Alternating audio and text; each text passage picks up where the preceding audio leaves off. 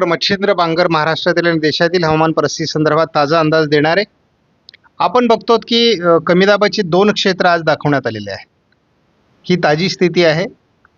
एक बंगालच्या उपसागरामध्ये विशाखापट्टणमकडे नवीन कमी दाबाचं क्षेत्र तयार झालंय.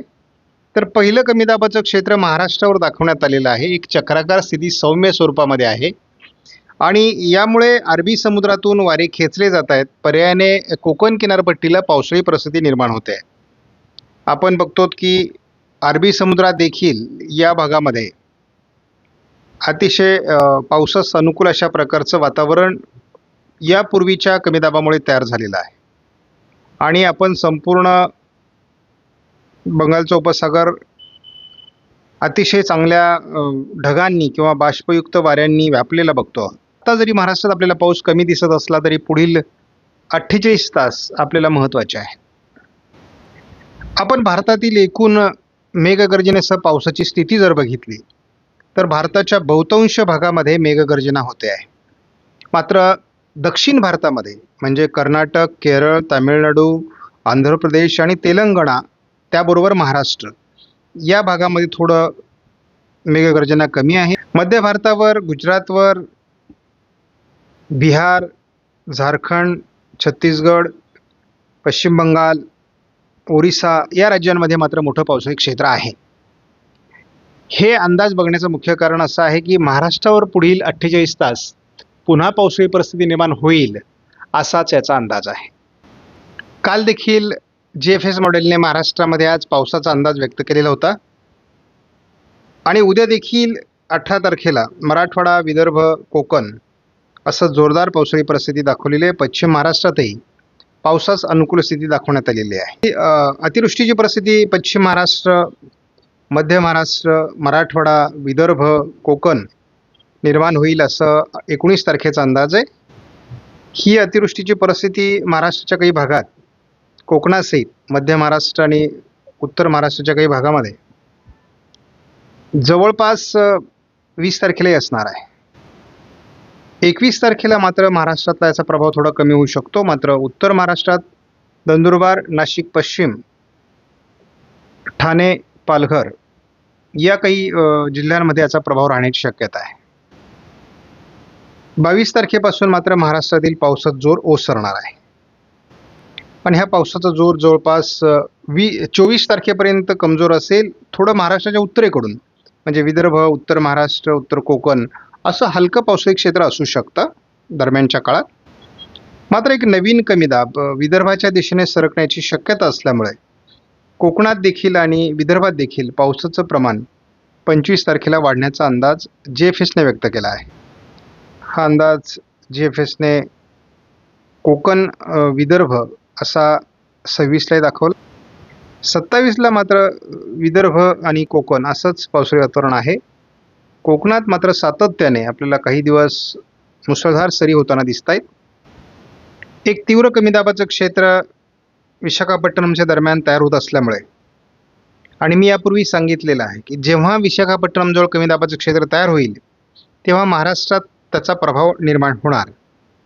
त्यामुळे पुन्हा एकदा 18 तारखेला विदर्भ, मराठवाडा, कोकण पावसाची शक्यता वाढणार आहे.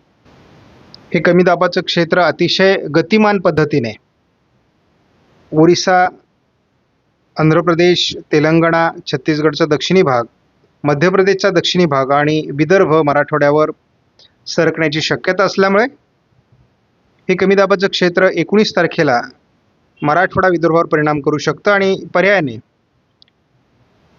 अरबी समुद्रात असलेल्या वादळी परिस्थितीचाही कोकणावर परिणाम होईल.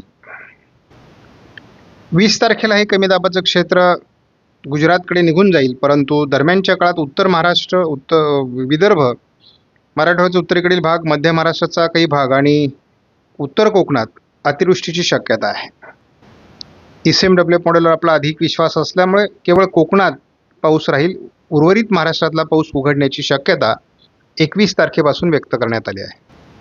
25 तारखेला थोडं विदर्भाच्या दिशेने पावसाचं वातावरण तयार होऊ शकतं. दरम्यान 21 ते 24 पाऊस उघडलेला असेल. एका नवीन कमी दाबाच्या क्षेत्रामुळे विदर्भ, मराठवाड्याच्या पूर्व भागामध्ये पावसाचं प्रमाण 26ला वाढण्याचा अंदाज या मॉडेलने दिला आहे. एक कमी दाबाचं क्षेत्र मध्य प्रदेशवरून गुजरातकडे सरकताना दिसते. 28-29ला मात्र महाराष्ट्रात पावसाची उघडीप असणार आहे. ऑगस्टचा शेवटचा आठवडा हा उघडपीचा राहील असा अंदाज आहे. मग पुन्हा पावसाळी वातावरण तयार होण्याकरता सप्टेंबर उजाडेल असं दिसतंय. बंगालच्या उपसागरात नव्याने तयार झालेलं कमी दाबाचं क्षेत्र कोणत्या दिशेने सरकतंय हे आपल्यासाठी महत्त्वाचं आहे. कारण आतापर्यंत आपण बघितलं की हे क्षेत्र भुवनेश्वरकडे सरकून मग ओरिसा, छत्तीसगड, मध्य प्रदेश असं सरकतात आणि मग पर्यायाने महाराष्ट्रात पाऊस कमी होतो. परंतु आपण आता बघतो की हे क्षेत्र विदर्भाच्या दिशेने सरकणं अपेक्षित आहे. त्यामुळे हे जर विदर्भाच्या दिशेने सरकलं 18-19च्या दरम्यान तर विदर्भ मराठवाड्याच्या काही भागात पाऊस होईलच, परंतु अरबी समुद्रातून खेचले गेलेल्या वेगवान वाऱ्यांमुळे महाराष्ट्रात पावसाचं प्रमाण वाढण्याची शक्यता राहील. त्यामुळे आपण एकूणच या कमी दाबाचा किती प्रभाव महाराष्ट्रावर पडतोय हे आपण बघणार आहोत. साधारणपणे 20 तारखेपर्यंत याचा प्रभाव महाराष्ट्रावर राहील असं अपेक्षित आहे. आणि आपण एकूणच बघतो की साधारण 20 तारखेपर्यंतच अंदाज बघायचा असल्यामुळे आपण लाईव्ह अंदाज बघतो. महाराष्ट्रामध्ये उद्या 18 तारखेला देखील मोठे पाऊस विदर्भाच्या काही भागात, मराठवाड्याच्या काही भागात, पश्चिम महाराष्ट्राच्या काही भागात आणि कोकणातही होऊ शकतात. त्यामुळे उद्याचा दिवस देखील महाराष्ट्रात महत्त्वाचा आहे.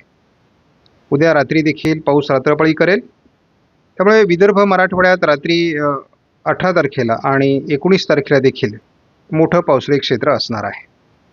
19 तारखेला या कमी दाबाचा प्रभाव तसा बऱ्याच अंशाने विदर्भावर असल्यामुळे आपण बघतो की हे जे कमी दाबाचं क्षेत्र आहे हे या ठिकाणी स्पष्टपणे आपल्याला जाणवतंय.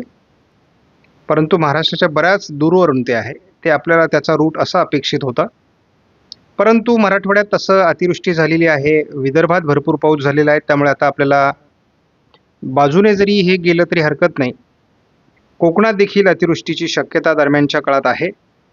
त्यामुळे आपण बघतो की साधारणपणे जर याचा पुढचा प्रवास आपण बघितला तर महाराष्ट्रामध्ये मध्य महाराष्ट्र, मराठवाडा, उत्तर महाराष्ट्र आणि कोकण असं मोठं पाऊस 19 तारखेला हे देऊ शकतं.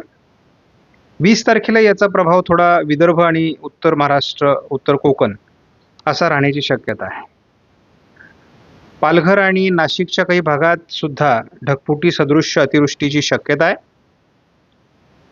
आणि उत्तर महाराष्ट्रातही त्याचा बराच परिणाम होईल. त्यामुळे उत्तर महाराष्ट्रात ज्या जिल्ह्यात पाऊस कमी आहे त्या ठिकाणी 20 तारखेला पाऊस होऊ शकतो. 21 तारखेपासून मात्र पुढे महाराष्ट्रात पाऊस कमी होत जाणार आहे. मात्र तरी देखील या काळात उत्तर महाराष्ट्र, विदर्भ असा पाऊस होत राहणार आहे. उत्तर कोकणातही पाऊस होईल. मराठवाड्याचा बहुतांश भाग, पश्चिम महाराष्ट्र आणि विदर्भाचाही दक्षिणी भाग किंवा